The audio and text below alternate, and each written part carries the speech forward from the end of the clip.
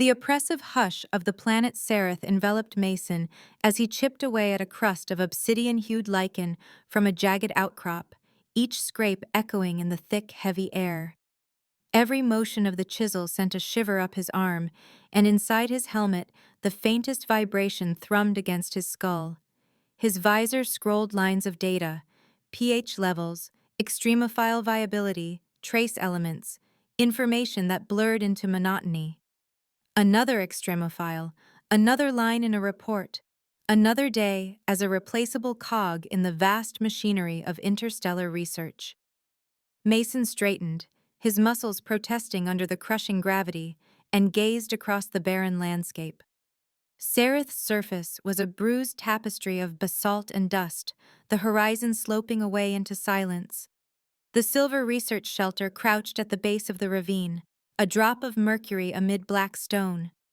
Down below, Kor, broad-shouldered and precise in his gleaming ex-marine armor, marched a perimeter, boots landing with measured finality. "Kor, status check," came Dr. Celine Voss's voice, clinical and cool over the comm. She never missed a beat. Her words sliced through the hush, all numbers and protocols, each syllable a wall between her and the unknown. "Perimeter secure," Kor replied. He scanned the terrain with unblinking vigilance, hand always near his sidearm. Celine's face flickered onto Mason's HUD, her eyes already searching for flaws in the data.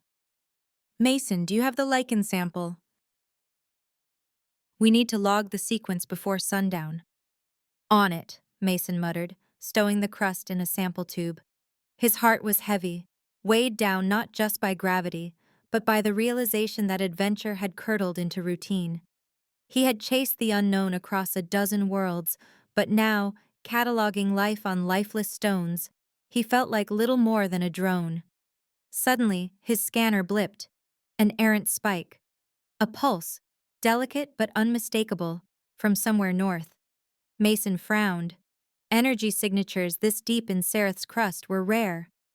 "Odd," he breathed, tapping the screen. The reading was wild, shifting wavelengths, a resonance he'd never seen.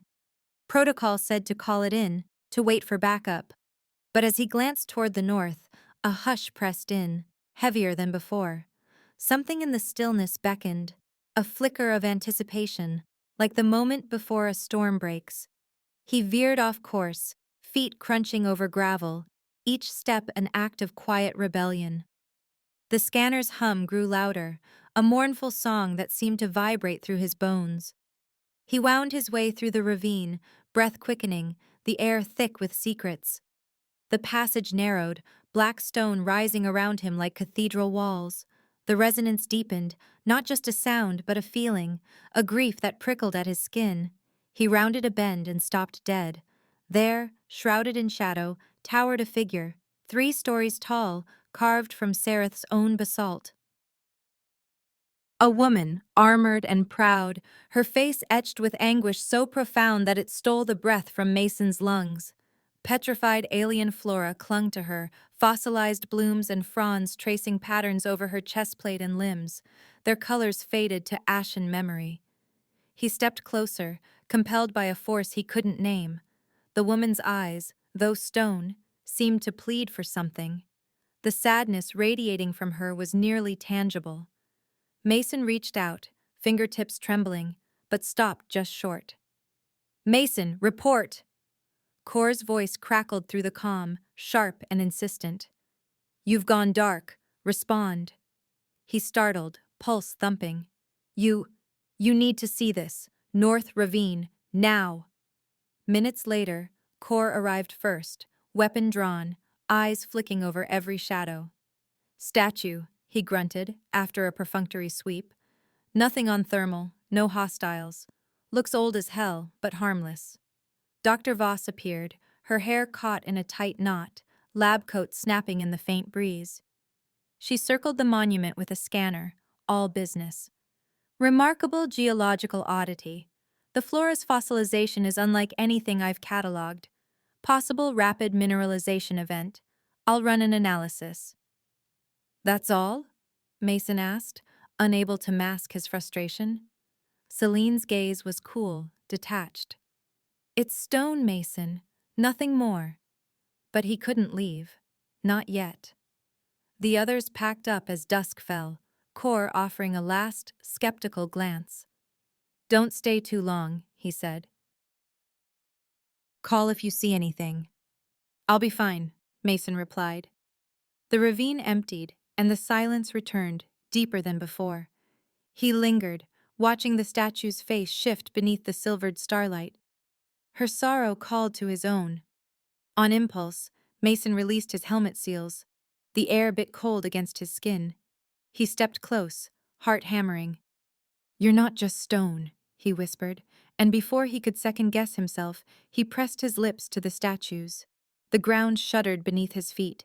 Emerald fissures spidered across the rock, glowing with an inner fire.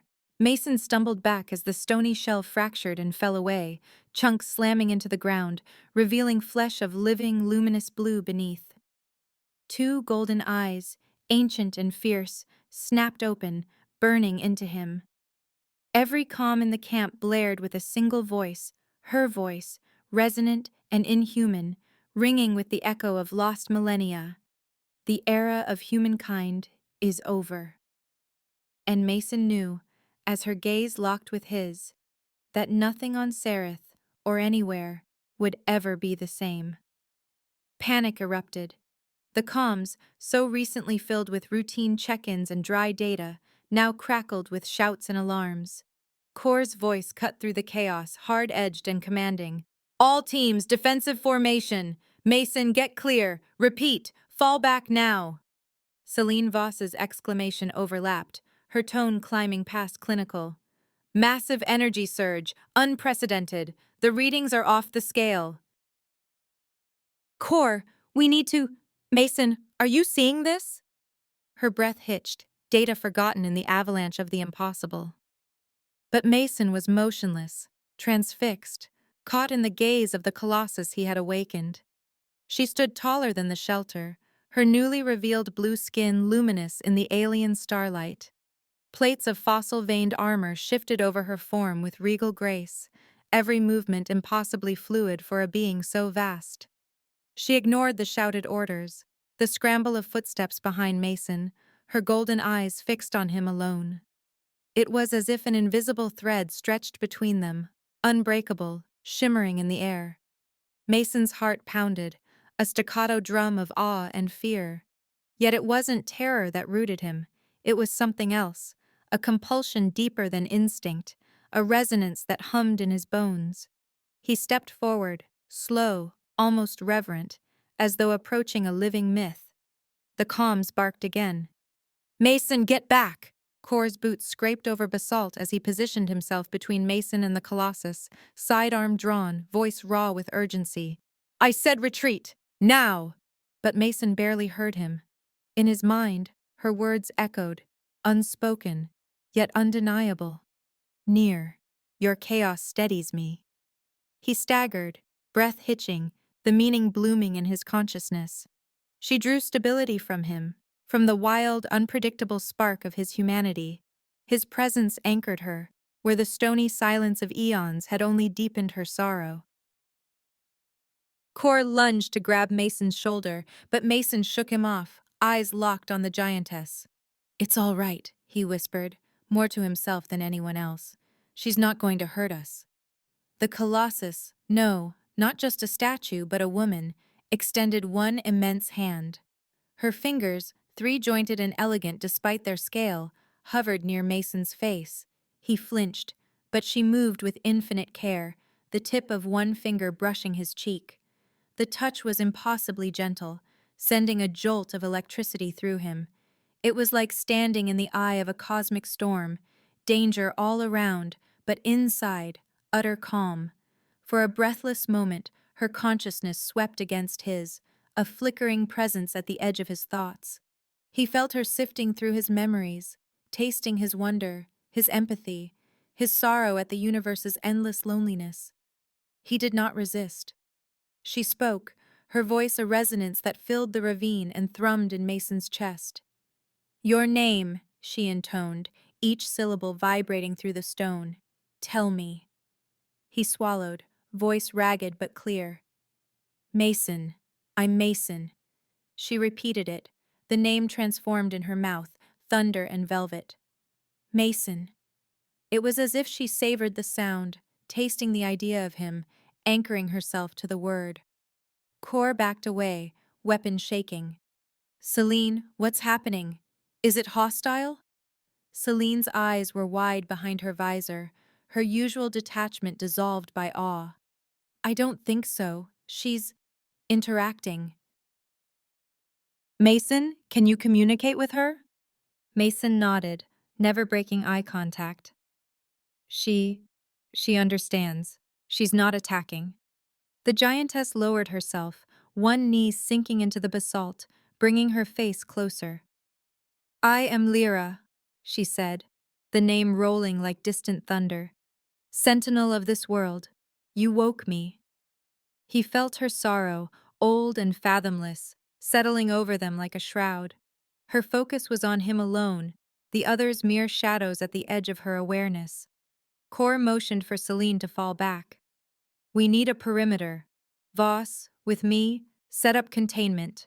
If she moves, just wait, Mason said quietly, feeling the energy thrumming between him and Lyra. He stepped forward until he could touch her again. She's not our enemy. Lyra's lips curved in the faintest echo of a smile, brittle and sad. She reached for him, palm outstretched. Mason stared at her hand. Broad, blue, armored with living metal, each finger tipped with a subtle glow. He placed his own hand against her palm, dwarfed by her scale. Her skin was warm and pulsing, alive with unspoken words. As dusk deepened into night, Cor and Celine retreated, unwilling to linger in the presence of a living legend. Mason remained, the silence between him and Lyra thick with possibility. He sat on a stone at her feet, her head bowed, golden eyes studying him as if she might never see another human again. They spoke without words, the current of their connection alive in the hush. Lyra's loneliness, heavier than mountains, seeped into Mason's bones. His own longing, buried under years of scientific detachment, rose up to meet hers. Her hand hovered, then pressed gently around Mason, enclosing him in a cocoon of gentle warmth. He looked up, awestruck, and met her gaze. "Why were you sleeping here?" he asked softly. Her voice, now just for him, was colored by regret. "My awakening sends a signal," she explained, words slow and laden with pain. "To the overseers. They govern this sector, erasing worlds that fall into chaos. My defiance, my refusal to obey, brought their judgment upon me. My kin," she gestured to the fossilized plants still clinging to her armor. "The Seraphins. They were life, vibrant and free. The overseers called them a threat." Mason's throat tightened. "They punished you for protecting your own?" She nodded, a single crystalline tear tracking down her cheek, refracting starlight. "I failed them. Their song is lost." She lifted one massive hand, showing the delicate remains of the alien flora. "These were my family. I could not save them." Mason's heart ached. He reached out, resting his hand atop her finger, a gesture of comfort that felt impossibly small. "You mourn for them. You're not here to destroy us." Her golden eyes closed, pain etched in every line. "No. My awakening is grief, not war. But the overseers will come, and they erase all they find unruly. Your touch, your chaos broke my prison, and now the signal has been sent. The enforcers will arrive soon." He stared at her, the weight of her sorrow crashing into him. "Because of me? My kiss?" She nodded. "You are unpredictable, human. It called to me, but it also triggered the alarm. I am sorry." Mason felt the night pressing in, the starlit silence trembling with new, terrible meaning. Yet through the dread, something else flared, a resolve, fragile but fierce. He squeezed her finger, voice steady. "We'll face them together. You're not alone anymore." Lyra's tears shimmered as she smiled, hope flickering like a distant sun. In the darkness, their hands remained joined, two souls, vast and small, ancient and new, finding solace beneath the alien stars. The silence that followed was heavy with dread, but also with newfound resolve. Dawn on Sereth was cold and gray, the light thin and uncertain as it seeped through the clouds and across the basalt plain. Mason sat hunched on the edge of his bunk inside the research shelter, the sterile glow of the overheads mocking the fire that still lingered in his chest. Cor paced by the entryway, every step rigid with suspicion, while Celine Voss tapped at her tablet, her fingers trembling with anticipation. Mason ached with the separation from Lyra. The bond between them remained, a phantom ache that gnawed at him, leaving him hollow. He had spent the night replaying her words, the pulse of her energy, the comfort of her vast, gentle presence. Now, without her, his skin felt too tight, his thoughts too loud. Cor stopped pacing and faced Mason, his jaw clenched. "You're going to tell us exactly what happened out there. That thing, she, could have flattened the shelter, and you let her touch you. What aren't you telling us?" Celine looked up, her eyes bright with hunger for understanding. "Mason, this isn't just a first contact event. The neural scans from your suit. There's a resonance. You and the entity are linked. Can you describe the mechanism? Did she initiate psychic bonding? Is it a chemical process?" Mason rubbed his temples, trying to steady his breath. "She's not a threat, Cor. She's a warning. The overseers, whoever they are, will erase us if we don't understand what's coming. Lyra isn't our enemy. She mourns her people. Her awakening was an act of grief, not aggression." Cor's mouth twisted. "Grief or not, she's dangerous. One wrong move." "Dangerous to whom?" Mason shot back. "She's been here for millennia, punished for trying to save her world. We woke her. The overseers are coming, not because she attacked, but because she's awake. Because of us." Celine interjected, voice rising with excitement. "But the bond, Mason, do you realize what this could mean? Trans-species cognition, shared affective states, quantum emotional transfer? If I could just get more data." "More data?" Mason's voice was raw. "This isn't an experiment, Celine. It's extinction unless we do something. She's trying to help." "I have to see her. I am the only one she'll trust." Cor shook his head. "You're not thinking straight. If you go back out there—" "This isn't a military operation anymore," Mason interrupted, standing. "It's first contact, and I'm the only one who can represent us. You want a shot at surviving? Let me try." Cor's eyes narrowed, but Mason saw the flicker of doubt in them. "If you're not back in 1 hour, I'm coming after you, with or without your permission." Mason nodded. "Fair enough." He stepped out into the chill morning, his breath steaming inside his helmet. The landscape felt different now, watchful, as if the planet itself was holding its breath. The ravine yawned before him, the path leading down to the rift where Lyra waited. Each step brought the ache in his chest into sharper focus, until at last he reached the place where stone met memory. Lyra was there, kneeling amidst the ruined flowers of her armor, her presence diminished, but unmistakable. Mason could feel her sensing his approach, a warmth threading through the emptiness between them. He hesitated, then spoke, voice low. "Lyra?" Her golden eyes opened, luminous in the dawn. "You return, though your guardians do not wish it." Mason knelt beside her massive hand. "They're afraid. I'm afraid too. But I can't let fear decide for me." She smiled, a weary, beautiful curve of her lips. "Fear makes even the smallest creature fierce." He reached out, placing his hand on her immense blue knuckle, feeling the subtle thrum of life beneath the surface. "We're not small anymore, Lyra. Humanity isn't a sapling to be pruned. We've grown. We're stubborn, unpredictable." Her gaze was full of sorrow. How do you fight a foe that erases worlds with a thought? She pressed her palm to the ground, trembling. When the end comes, strength and defiance mean nothing.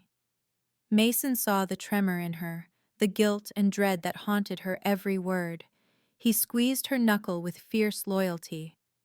We fight with what we have: chaos, hope, life. We don't give up, even if all we have are memories. She watched him, something shifting in her eyes. Your hope is a fire I had forgotten.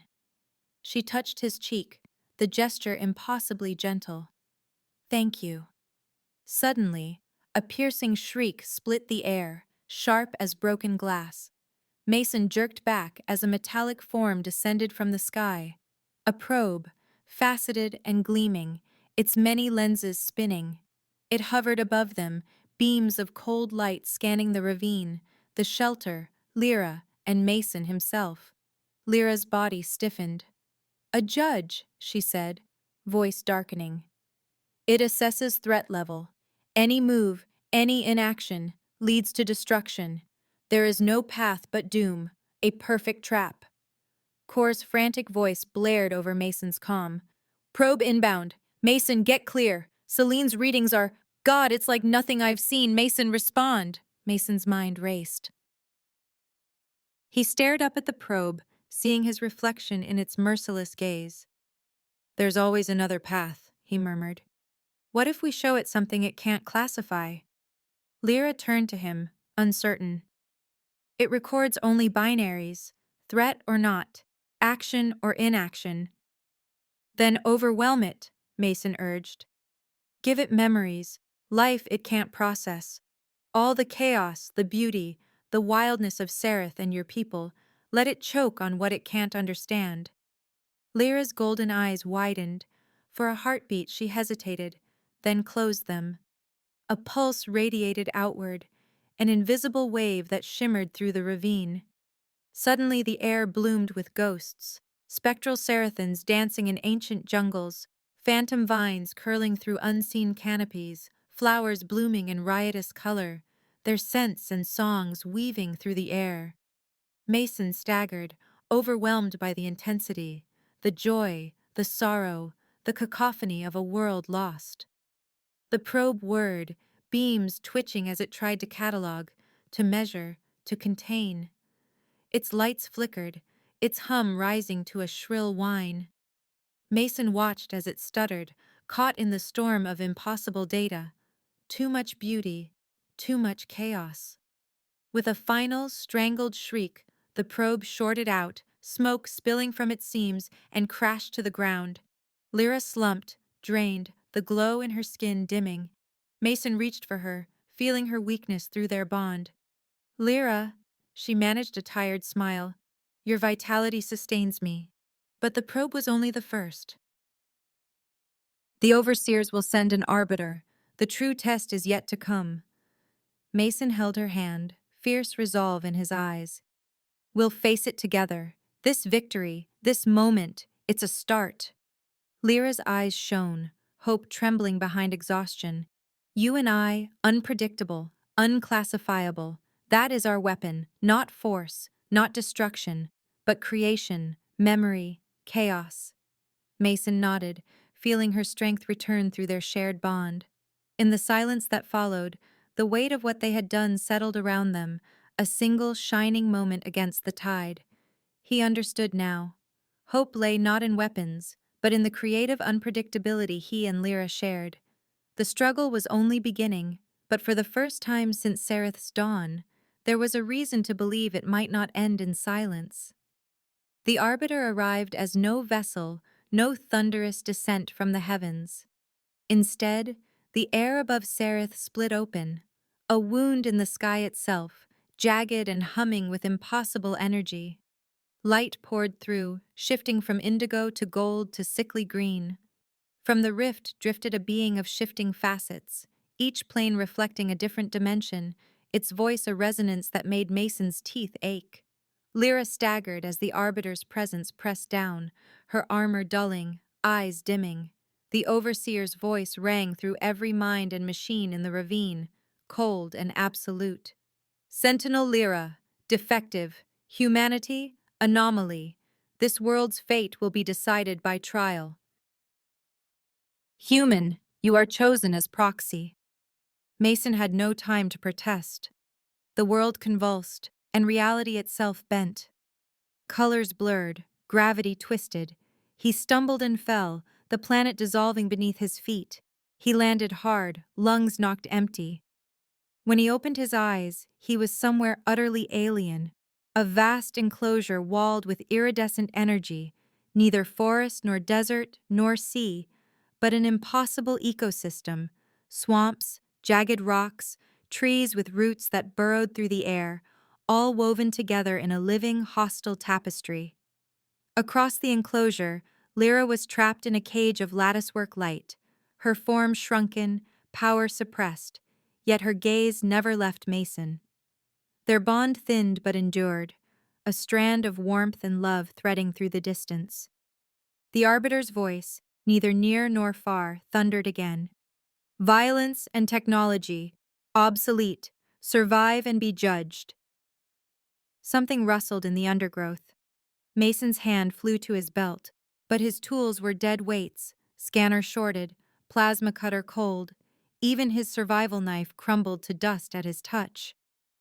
Not fair, he muttered, forcing himself upright. Pain lanced through his thigh, blood dripped into the moss. Around him, the ecosystem thrummed with awareness. A shadow flickered. Mason barely dove aside as a creature lunged. A panther-like beast, six-legged, plated in shifting colors, its head a wedge without features, only two eyes burning with swirling light. Another circled behind him, silent, predatory. Mason ran, heart hammering, leaping over tangled roots. The beasts gave chase, their movement impossibly fluid, each leap silent as moonlight. He ducked under a fallen log, only to find more of them waiting. He scrambled up a stone outcrop, claws raking the stone below, breath burning in his chest. He fell, rolled, and crashed into a hollow beneath a knotted tree. His arms shook with fatigue. A shallow cut bled freely down his calf.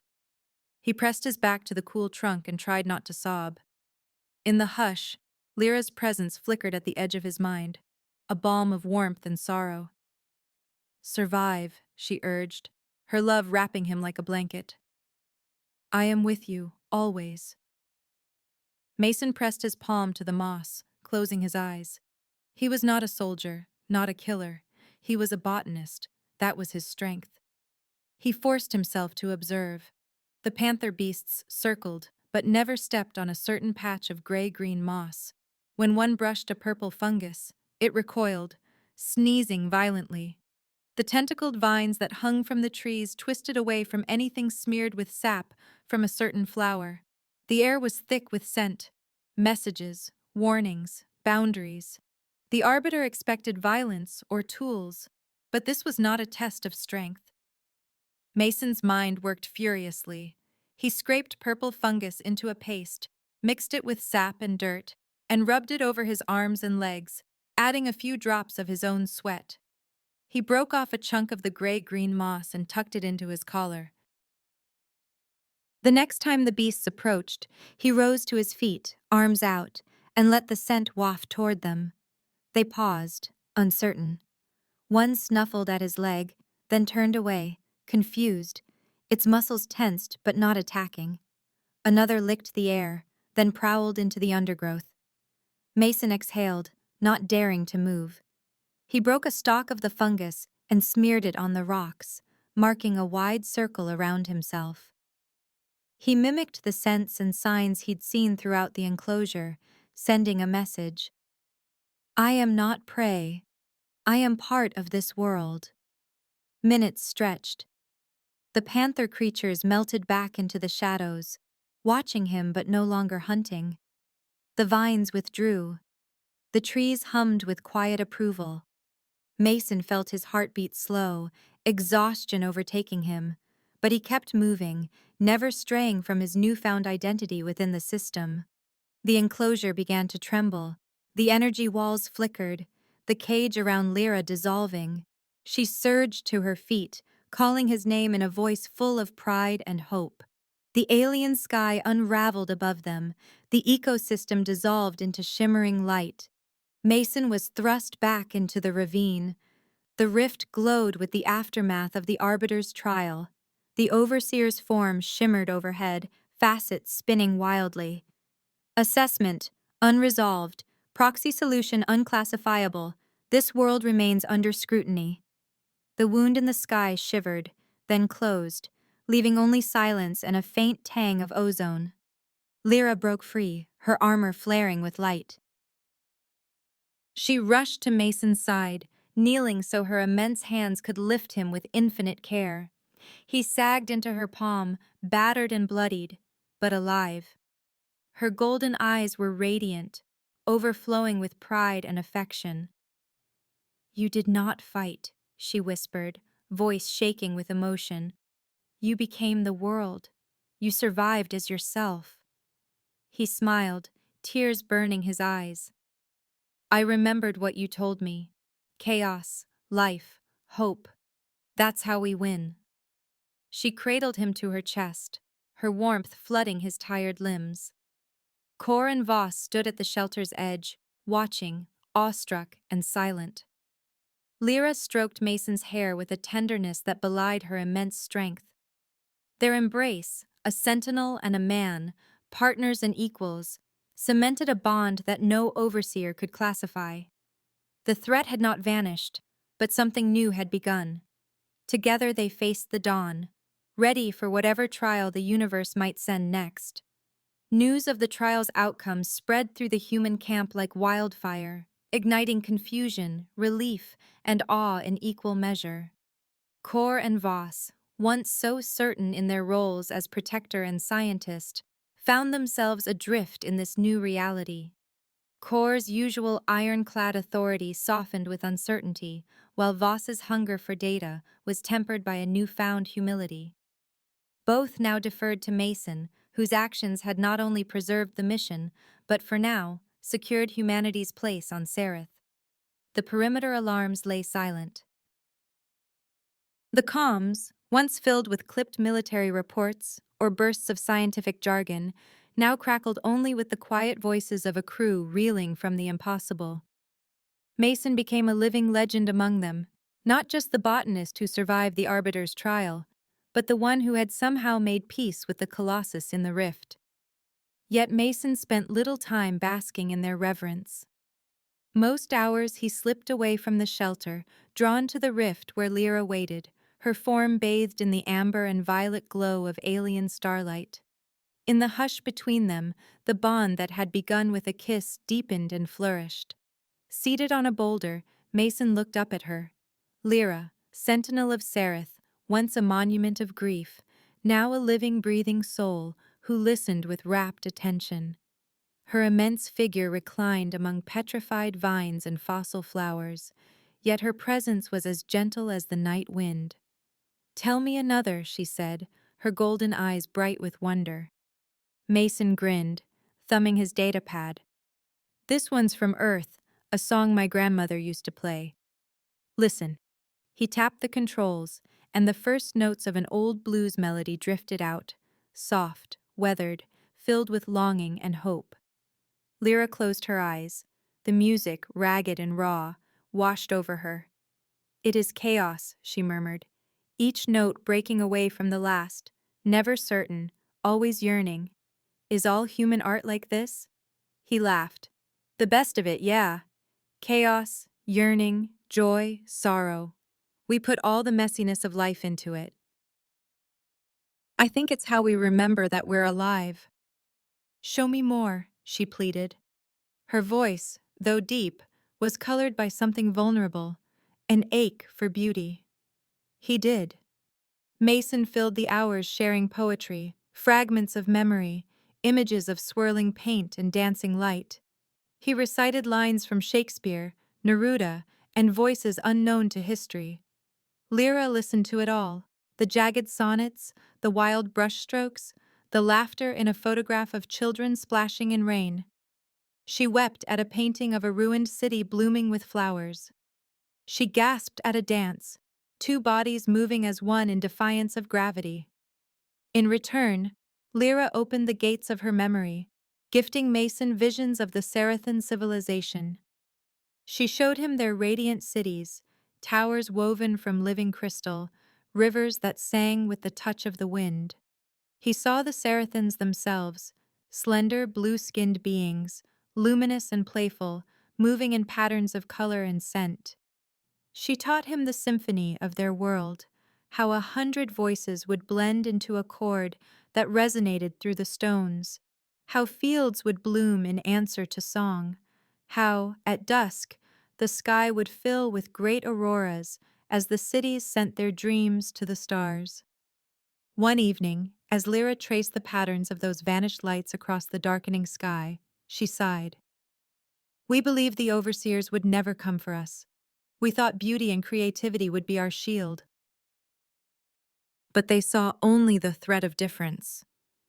Mason took her vast hand in his, fingers splayed against her cool, living skin. You were never alone, he said. Not then. Not now. She smiled at him, and Mason felt the universe tilt. Their connection had become more than psychic resonance. It was the steady thrum of hearts, one massive, ancient, and blue, one small, human, and fragile, reaching for one another across the divide. The days passed. Kor and Voss watched from afar, the former's suspicion now laced with grudging respect, the latter's curiosity transformed into awe. Around the campfire, Kor finally spoke his mind. You think it's wise, what you're doing with her? Mason shrugged, unable to suppress a gentle smile. I think it's the only thing that's wise. We've tried fighting the unknown, dissecting it, fearing it. Maybe it's time we loved it instead. Voss, her eyes shining with tears she would not name, nodded. We always thought the universe could be measured. You've shown us it can also be felt. That night, as the thin air shimmered with green and violet auroras, Mason and Lyra sat together at the lip of the rift, their bodies outlined against the unending sky. The overseer's gaze was still a shadow overhead, but for the first time, Lyra allowed herself hope. Mason looked up, voice trembling. Lyra, he said softly, I have to tell you something. I don't love you as a goddess or as a savior. I love you as yourself, a soul who carries both beauty and sorrow. I love you for your loneliness, for your music, for your laughter and your tears. I love you because in this universe of violence and silence, you chose creation. Lyra's golden eyes filled with liquid light. Her hand cupped his face, impossibly gentle. And I love you, Mason, the only human who listened, the only one who dared to teach me hope. She bent down, immense face close to his. Their lips met in a kiss that was at once promise and rebellion, a spark of creation flaring in the shadow of oblivion. The bond between them deepened, threading through mind and heart and memory, a declaration to the stars themselves. From the shelter, Kor and Voss watched, silent. In that moment, even their doubts faded.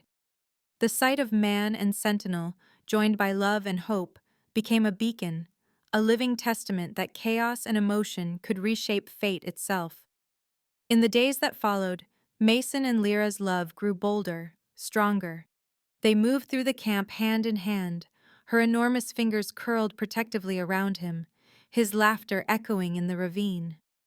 The other humans, once wary, began to approach with questions, with stories, with music of their own. The threat of the overseers still lingered, a shadow yet to pass. But now, for the first time, the humans of Sarath and their sentinels stood together, not as conquerors or subjects, but as partners, united by the radiant, unpredictable power of chaos, emotion, and hope. The overseers did not strike at once. Instead, for the first time since their silent judgment had shadowed Sarath, the sky remained unbroken. Their presence was felt only in enigmatic signals, mathematical pulses that trembled in the night, rippling across the planet's magnetic field, probing, calculating, seeking to understand what humanity and its unlikely sentinel had become. The messages arrived in the dark hours, impossible to miss, patterns that twisted logic into knots, numbers that folded in on themselves, geometric shapes that dissolved into noise. Mason and Lyra pored over the transmissions, side by side in the makeshift comm center at the rift's edge. Celine Voss, never far, mapped the data onto the walls, lines of light dancing in the gloom. "They're asking questions," Celine murmured, awe and fear entwined in her voice. "But not in words, never in words. They want to know what you are." Kor, arms folded and face set, watched with wary hope. "They're trying to categorize us. They don't know what to make of what happened here." Lyra nodded, her form radiant, her presence surging with new strength. "Their logic is unbroken. They understand only binaries, certainties. But you—" She glanced at Mason, a smile flickering across her lips. "You are neither one nor the other. You are paradox." Mason grinned. "Then that's what we give them." Together, Mason and Lyra set about crafting their responses. They encoded riddles in prime numbers, hid poetry in fractal equations, wove snippets of human music into mathematical harmonics.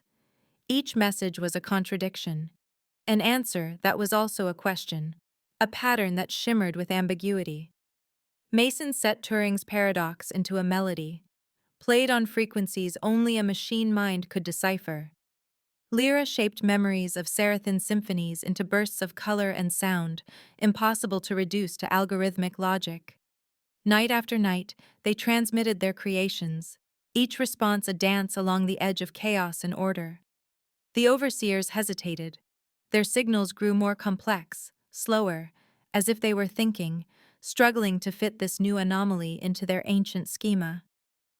"Will it be enough?" Kor asked, staring at the silent sky. "It has to be," Mason replied. "They can erase us with a thought, but if they can't define us, maybe they can't destroy us."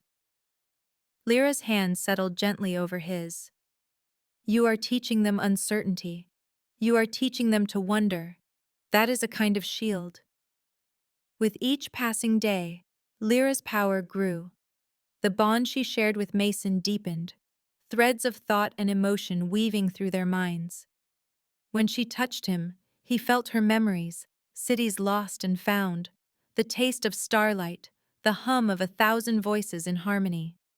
In return, Mason brought her the wildness of humanity, improvisation, laughter, the stubborn refusal to surrender. The world beyond Seraph began to change as well. Through coded channels and encrypted relays, Mason and Lyra reached out to Earth and its colonies. Their warning was clear. The universe's greatest threat was not violence, but the inability to adapt, to surprise, to create. They spoke before diplomats and scientists, before artists and soldiers. Lyra's colossal form appeared in holographic transmission, her golden eyes solemn. "Survival is not achieved by force alone. It is found in resilience, beauty, unpredictability. Create, change, let chaos sing." Mason taught strategies of adaptation, how to weave poetry into code, how to disguise resistance as art, how to cultivate the irreducible spark that no machine could anticipate. Humanity listened. Across the stars, artists and scientists conspired. Governments set aside old weapons to invest in new forms of expression, new ways of being. The human race, threatened with annihilation, became a little stranger, a little wilder, and for the first time in centuries, a little more united. A fragile peace settled over Seraph. No ships descended, no beams of judgment split the horizon. The overseers watched, their scrutiny felt in every shift of wind, every flicker of static, but they did not act. The outpost, once a sterile camp, grew into a beacon. Ambassadors and envoys came, drawn by the legend of the Sentinel and her human lover. Mason and Lyra became living symbols, hope that defied certainty, love that spanned the divide between worlds. In the Rift, Mason and Lyra's days were filled with shared stories, lessons, and laughter. She taught him how to read the patterns of Sereth's clouds, how to listen for the music beneath the wind.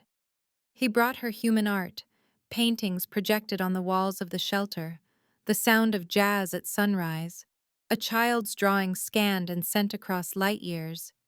They debated philosophy and quantum paradoxes. They whispered dreams to each other beneath the auroras. Their connection was more than psychic. It was emotional, intellectual, physical. Mason found himself changed by her presence, more curious, more open, more alive. Lyra, once encased in sorrow, now allowed herself to hope, to want, to imagine a future beyond mourning. Even Kor and Voss were transformed. Kor, who had once seen only threats, now walked the rift's edge at dusk, listening to the music that drifted from the shelter, sometimes humming along. Voss became a champion of ambiguity, her research shifting from quantification to exploration, her journals now filled with poetry beside data. One morning, as Sereth's new sun rose over the rift, a star reborn from the ashes of fear, Mason stood beside Lyra. Her three-fingered hand enveloped his, gentle yet unbreakable. They looked out over the transformed landscape, a ravine blooming with new life, an outpost alive with voices and hope. The scars of the overseer's scrutiny still shimmered on the horizon, but for the first time, neither Mason nor Lyra felt alone. Mason squeezed her hand, his voice a whisper meant only for her. "Whatever comes, we'll face it together." Lyra turned, her golden eyes shining with the light of 1,000 dawns. "With your chaos and my memory, we are unbreakable." He smiled, heart full of wonder and resolve. She bent down, her lips meeting his in a kiss that was neither surrender nor defiance, but a vow, soft, fierce, eternal. The kiss was a promise that echoed through the ravine, defying the silence of Sereth, reaching out to the stars themselves. It was the beginning of humanity's unpredictable, beautiful fight for existence, waged not with weapons, but with love, hope, and the indomitable spark of life.